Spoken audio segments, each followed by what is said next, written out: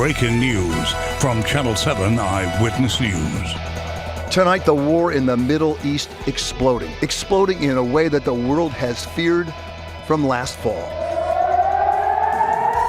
Iran launching tonight weapons aimed for the first time ever right towards Israel. The skies filling with missiles and hundreds of drones.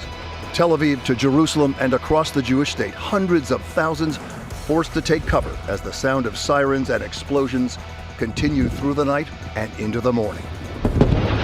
As the sun starts to rise in the Middle East, so many questions remain unanswered. How will Israel counter? Will the U.S. respond? And is there any hope to prevent this war from widening, putting more countries at odds? Good evening. At 11 o'clock, I'm Pedro Rivera. And I'm Bill Ritter. A night of war, a night of anxiety of where it might end.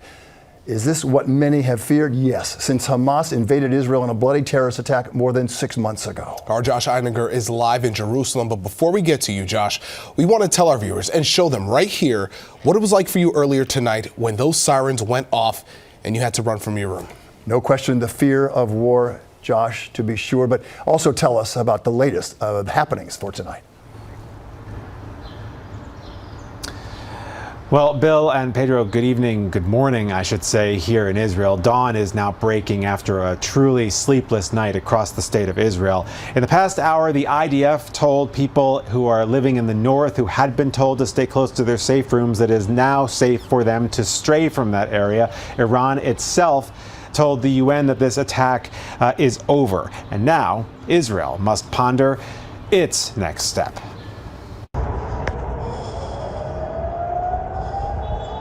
The sky lit up over the Holy Land tonight. Unmanned Iranian drones streaked over the old city of Jerusalem, exploding in the sky as Israel's missile defense system picked them off one by one. They were some of more than 200 drones fired by Iran in an unprecedented attack on Israel. Iran has launched a direct attack from Iranian soil towards the state of Israel. This is a severe and dangerous escalation. Our defensive and offensive capabilities are at the highest level of readiness. And by the end of the assault, Israel had managed to fend off most of them. There was one civilian injury and damage to an Israeli military base in the nation's south. Iran's supreme leader said of Israel, the evil regime must be punished for its airstrike on Iran's consulate in Syria, which killed several military officials. And officials say tonight's response appeared to be targeting Israeli military assets.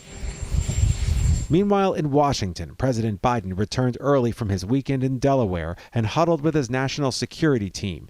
The U.S. military, which was already increasing its footprint in the region, confirms it shot down some of the drones in the coordinated response to Iran's aggression. The U.S. has made it clear that they will do whatever they can to help Israel in this attack, but Iran has also said that if the U.S. helped Israel in this attack, that U.S. troops in the region would become fair game. And so the world has gotten very dangerous tonight, not only for Israel, but for the U.S. as well. When those drones crossed over the old city and we heard the sirens, our team of 3 retreated to a safe space in the basement of a stairwell not far from where we are right now. And when we returned, we heard more explosions and turned around and looked at the old city to see fireworks rising from the area of the Al-Aqsa Mosque, an apparent celebration by sympathizers of Iran after that country's unprecedented attack tonight. We are live in Jerusalem this morning. Josh Einiger, Channel 7, Eyewitness News. Bill, Pedro? Josh, we're happy to hear you're okay, first and foremost. What was it like for you being there and seeing the Iron Dome, seeing Israel's well-known air defense system in action? It was really quite breathtaking, actually, to see. You see the drones, these unmanned drones crossing over this area. It's not clear where they were headed. And then we just sort of saw it almost looked like a jellyfish. It sort of exploded. And then we saw more and more of it. And it's really, it gives you, a degree of confidence that the system works. And it really did work. Almost all of these drones, these projectiles, were actually knocked down by either Israeli systems or the Americans who also assisted in this tonight.